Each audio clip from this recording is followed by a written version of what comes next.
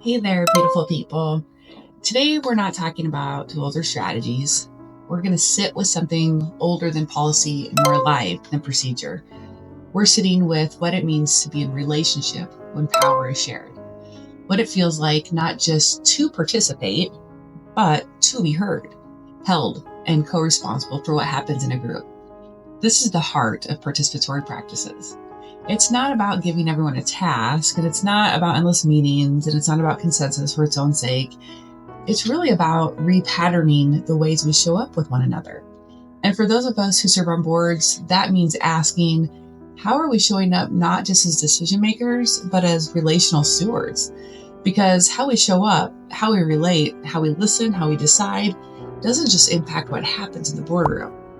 It impacts kids in classrooms and the communities who rely on our choices, grantees trying to live into bold visions with limited support, and especially young people whose voices we say we value, but often remain at the margins of our actual practice. So let me ask this gently. Can you remember a time when you didn't feel like your voice mattered? Where were you? Who else was in the room? Did you speak and get dismissed? Did you stay quiet because you knew it wouldn't change anything? What did that moment shape in you? Now imagine that feeling, not as a passing moment, but as a pattern. That's what many young people and many of our community partners live with constantly. They're told their input matters, but decisions are made before they arrive.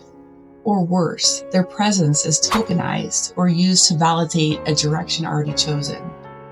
Participatory practices ask us to interrupt that pattern, to ask not just, did we ask them, but did we make space to be changed by what we heard? Let's flip the memory now. Can you recall a time when you were truly listened to? Not tolerated, not acknowledged in passing, but received as a full, entangled being with insight, emotion, and lived wisdom. What made that possible? What shifted in you because of it? That's the relational core we're reaching for, not as a policy, as a way of being together. When we serve on boards, we're not just managing budgets or reviewing reports. We're setting the tone for how values get assigned, how risks are taken, how silence is interpreted, and how trust is either cultivated or eroded. That is relational power. And when the power is held with humility, accountability, and openness, it creates conditions where people, especially young people, don't have to fight to be heard. They know they belong because the system was shaped with their truth in mind. Participatory practice is a form of relational repair. It says, we will not treat people as units or data points. We will not govern from abstraction. We will risk slowness for the sake of inclusion. We will build trust by showing up with humility, not performance. And yes, we will fumble. We will forget. We will fall short. But we will keep practicing because we know the cost of silence. We know what happens when decisions are made without those most impacted. And we know how easily governance becomes disconnected. So I leave you with this.